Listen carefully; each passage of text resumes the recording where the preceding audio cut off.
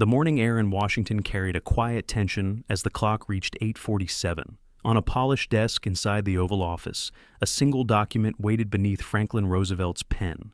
It was short, almost ordinary in appearance, yet it carried the weight of a continent. When the ink touched the page, the United States began tightening the flow of strategic exports. No gun was fired, no fleet was moved, but an invisible boundary formed between two powers whose futures were already colliding beneath the surface. Across the Pacific, the numbers told a different kind of story. Japan had relied on more than 26 million barrels of American oil during the previous year, a volume large enough to keep its war machine in motion from Shanghai to the South China Sea. Engineers in Yokohama counted shipments by the thousands each week, listening to the steady rhythm of barrels rolling across wooden planks. Every sound reinforced the belief that the flow was guaranteed, that the empire's expansion had a permanent fuel source behind it. Yet the world surrounding these assumptions was shifting. American refineries in California processed over 1 million barrels per day, an output unmatched by any other nation. That production power offered Washington a strategic lever far stronger than any fleet. It could alter the balance of the Pacific not with armor or steel, but simply by closing a valve. Factories hummed, tankers groaned under their own weight. Radios in Tokyo crackled with rising concern about price changes in global markets. But the deeper currents remained unnoticed. The decision made that morning in Washington was not about punishing a rival. It was about reshaping the landscape of resource control at a time when oil had become the lifeblood of modern conflict. A question lingered beneath the stillness of that moment. Could a short document, made of ink and intention, weaken an empire that believed its destiny was carved by force alone?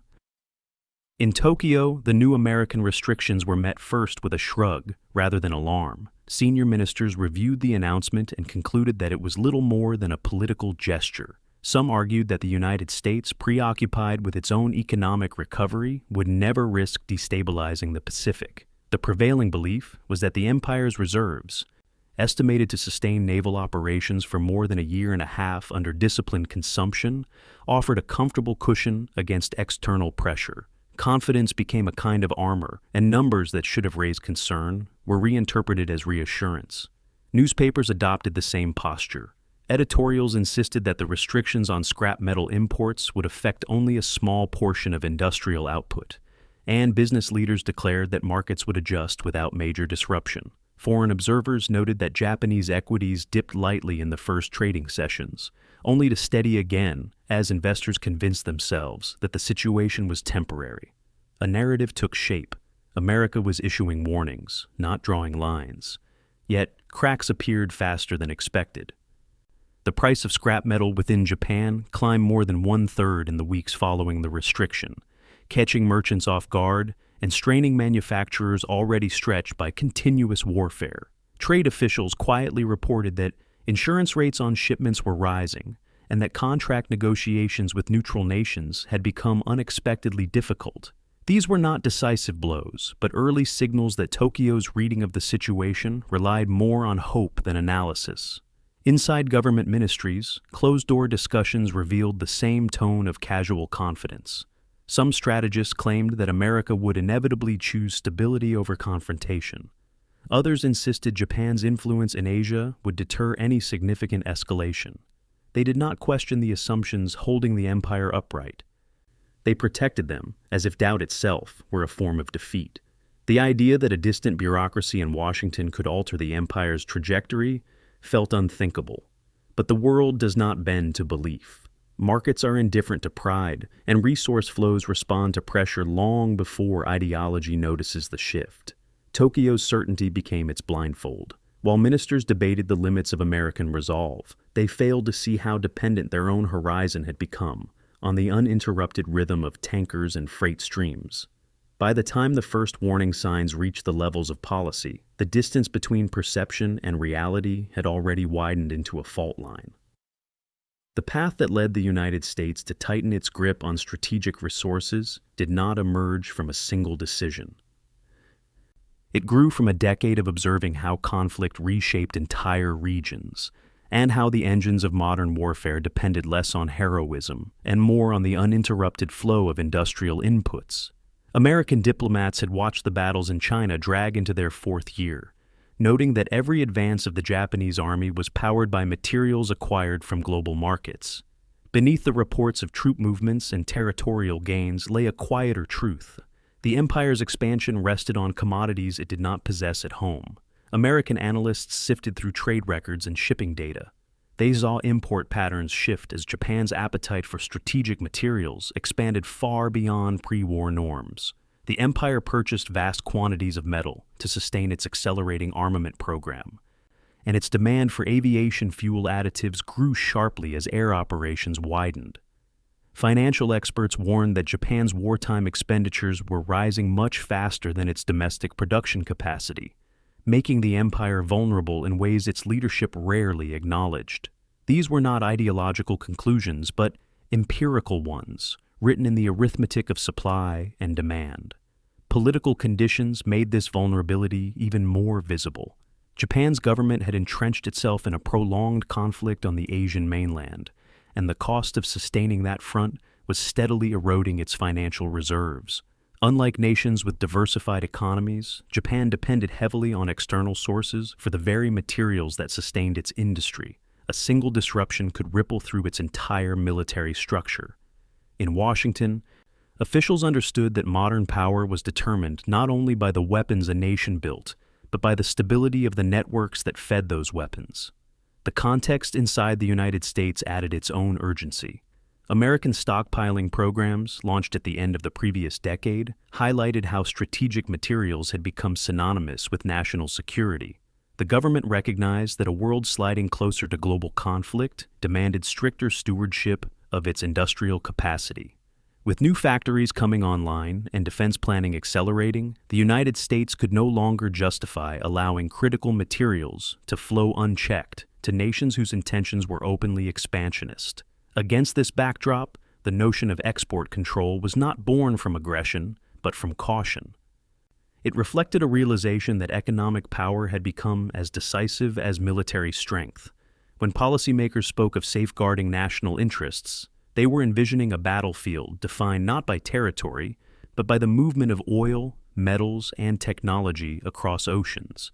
The first outlines of a new strategy began to take shape, one that relied not on confrontation, but on the leverage inherent in controlling the world's most essential resources. The first measures taken by Washington did not resemble a storm. They felt more like a change in atmospheric pressure, the kind that only careful observers can detect. When restrictions on metal exports tightened, traders in Asian ports noticed a subtle slowing of the usual flow. Japanese procurement agents reacted quickly, arranging additional purchases that pushed imports of scrap metal higher by more than 1 million tons in a short span. To them, this was simply prudent preparation. To those watching the numbers in Washington, it was confirmation that the empire sensed a vulnerability it would not say aloud. Factories across Japan continued to operate around the clock, but the rhythm beneath their machinery began to shift.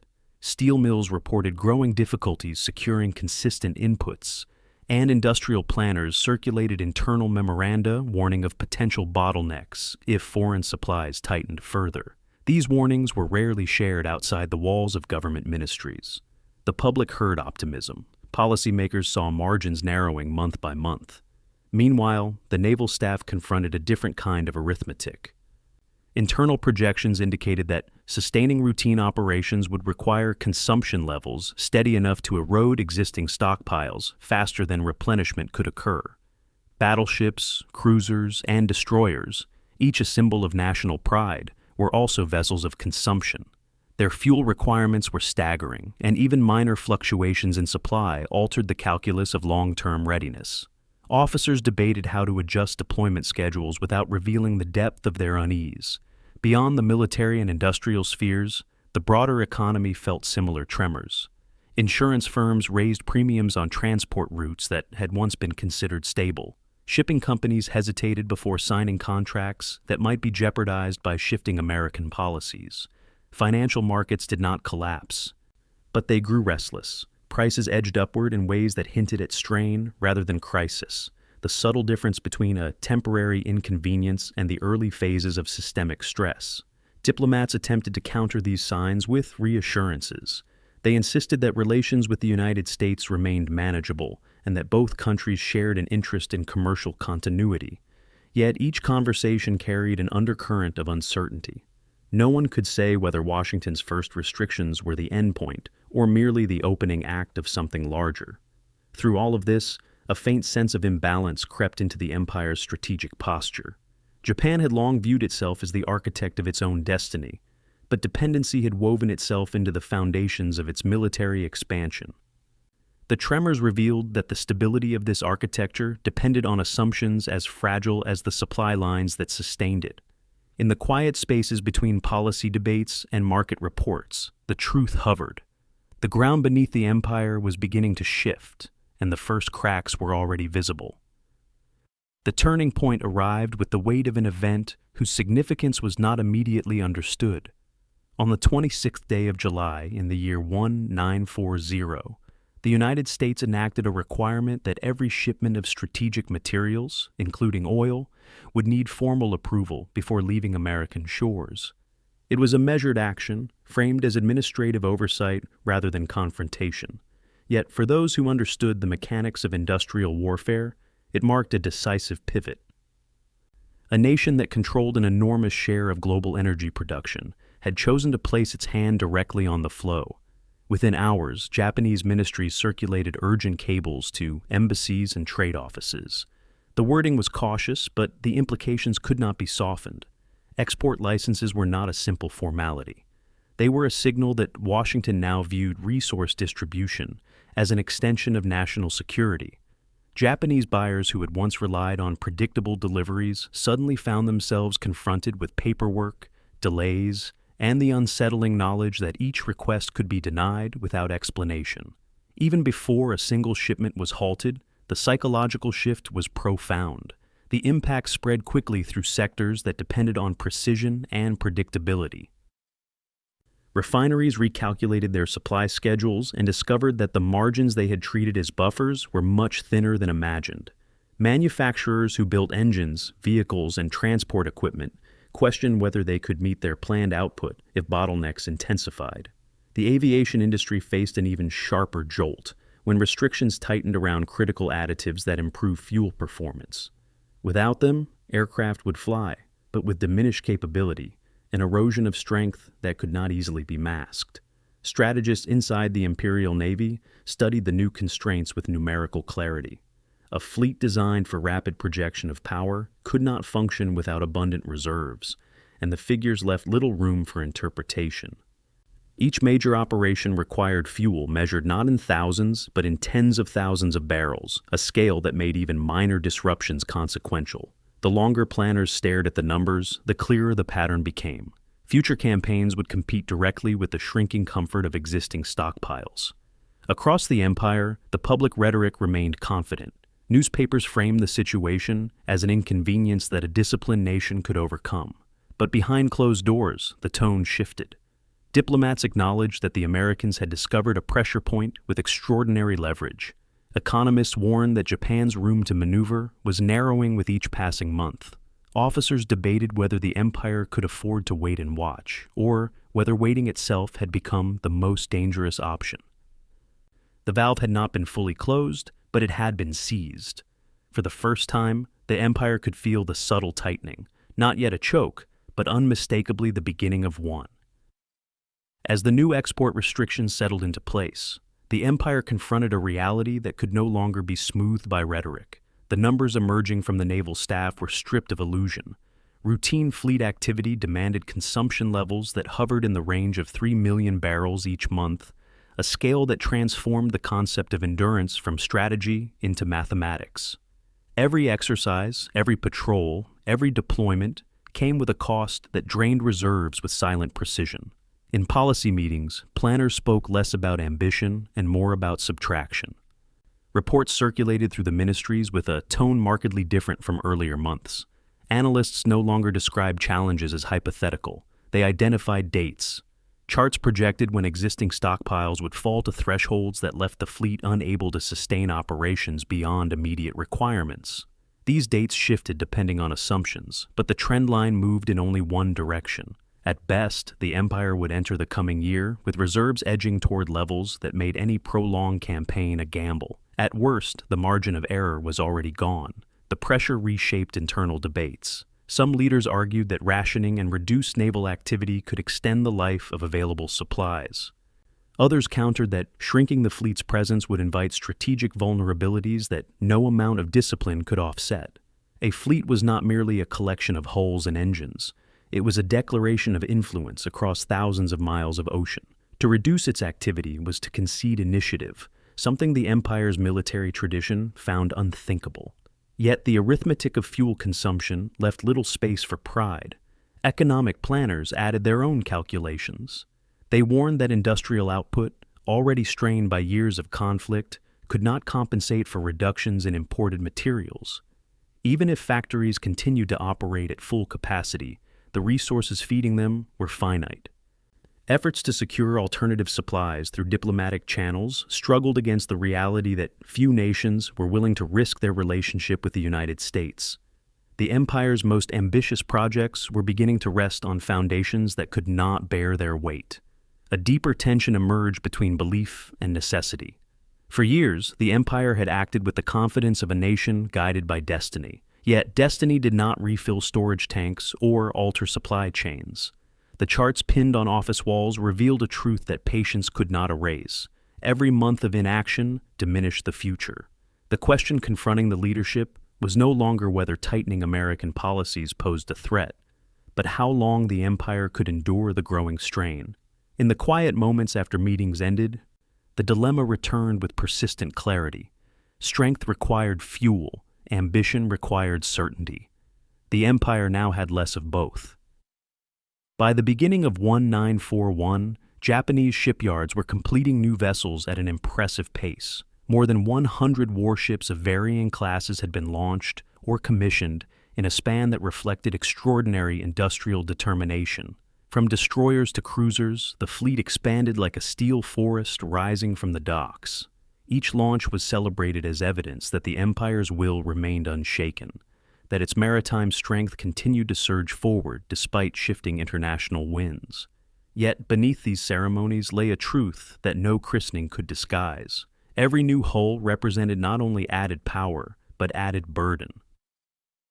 A single carrier sortie demanded tens of thousands of barrels, and the operational range of the fleet multiplied this requirement exponentially.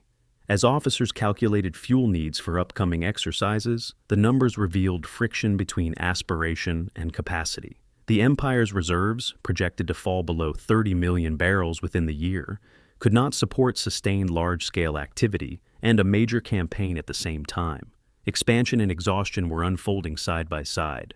Planners studied the trajectory of consumption with unease. They knew that a fleet was strongest not when its armament was largest, but when its logistical lines were most secure. Japan's warships were formidable, but the reservoirs that sustained them were finite and dwindling. The more the fleet grew, the more fragile its foundation became. Strategy sessions shifted from discussions of dominance to assessments of endurance. Each operation had to be measured not only by tactical value, but by the cost it exacted from the national fuel bank. Meanwhile, industries tied to naval expansion felt the tightening grip of constraint. Factories producing engines and ship components struggled to predict their workflow when supply chains grew increasingly uncertain. Trade negotiators attempting to secure alternative sources abroad faced reluctance and diplomatic resistance. Even the empire's most seasoned diplomats recognized the widening gap between its ambitions at sea and its ability to support them. They warned that time, not geography, had become Japan's most unforgiving adversary. Still, the government projected confidence. Official statements emphasized resilience, discipline, and national unity. Public celebrations continued around new military milestones. Yet for those reading classified reports, the contrast between outward optimism and internal concern grew sharper. Strength displayed on the water masked depletion, measured in barrels. Japan had reached an apex forged through discipline and industrial drive, but it was an apex built on a reservoir that grew shallower each month. Beneath the shining decks of its expanding fleet, a quiet erosion continued. Power advanced on the surface, while the fuel that sustained it slipped steadily toward the bottom of the tank. As the restrictions deepened and then hardened into a full embargo in 1941, the empire confronted a shift that was no longer abstract. Nearly 90% of its imported oil had vanished from the equations that once sustained national planning. What remained in storage tanks across the home islands was reclassified from reserve to lifeline. Every barrel gained a new meaning, no longer a measure of strength, but of time. The impact spread across the military first. Training schedules were rewritten with an austerity that startled even veteran officers. Flight hours for naval aviators were cut sharply, not because aircraft were unavailable, but because the fuel beneath them had become too precious to burn in practice. Warships stayed in port for longer intervals, their engines cooling in silence while planners debated how to conserve strength without revealing weakness. Each postponed exercise was its own reminder that readiness had begun to erode at the edges. Beyond the barracks and docks, the broader population felt a subtler strain. Industrial centers accustomed to constant production confronted shortages that forced them to rethink long-held routines. Workers sensed the tension in supervisors who could no longer guarantee stable output. Households read reports of rising prices and dwindling supplies with a mixture of resignation and unease. There were no dramatic shortages, no sudden collapses. Only the slow contraction of a system that had been stretched too far for too long. Economic advisors issued warnings framed in cautious language. They noted that the empire's access to essential materials was narrowing faster than its strategic options. Each attempt to negotiate alternative supplies met with delays or diplomatic barriers.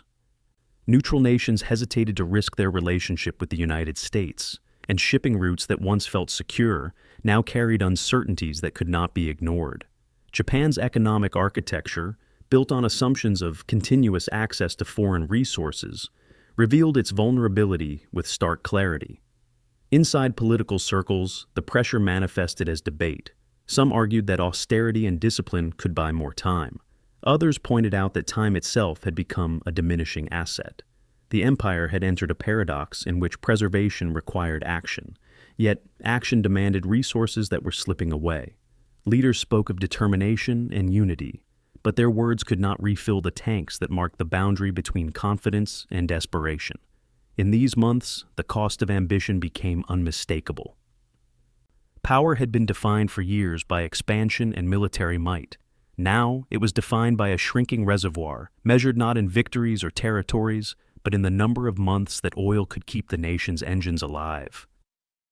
The economic front that emerged from the American decision did more than strain Japan's immediate war plans. It reshaped the architecture of international power long after the oil tanks of 1941 had run dry. Policymakers in Washington saw that control over strategic materials could influence global outcomes with a precision no fleet could match. This insight hardened into doctrine.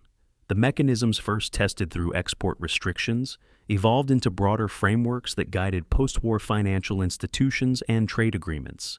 In the years that followed, new structures took form around the idea that economic strength was inseparable from political influence. Conferences held in the final stages of the conflict produced systems designed to govern currency flows, stabilize trade, and regulate access to vital commodities. Nations that had once measured security solely in military terms now recognized that supply chains and resource access functioned as instruments of policy. The United States, commanding a vast share of global industrial output, used these tools to shape an emerging international order in which stability depended on cooperation rather than coercion. For other countries, the lesson was equally clear. Japan's reliance on external resources had exposed vulnerabilities that no military triumph could mask.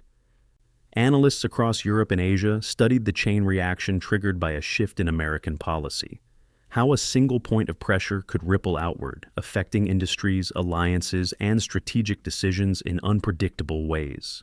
The collapse of Japan's energy security highlighted a truth often overlooked in the heat of conflict. Power is not merely the capacity to act, but the ability to sustain action over time.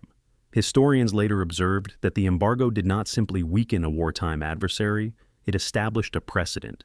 Export controls became part of the toolkit nations used to navigate rivalries in an era defined by rapid technological and industrial transformation. The concept of national strength expanded beyond territory and armies to include markets, production capacity, and the intangible leverage embedded in economic networks.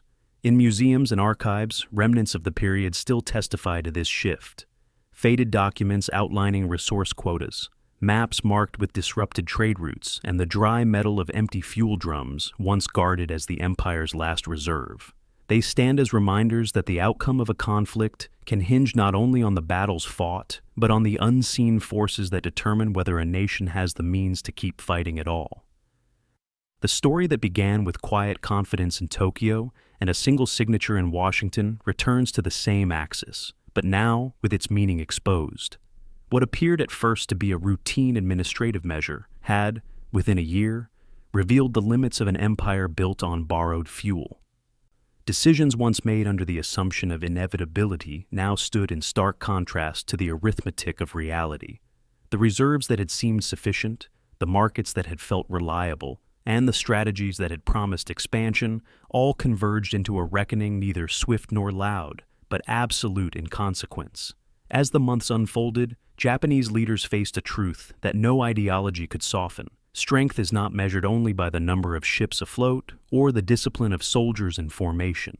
It is measured by the continuity of the unseen systems that make action possible. When those systems falter, power becomes performance, impressive at a distance, fragile when examined closely.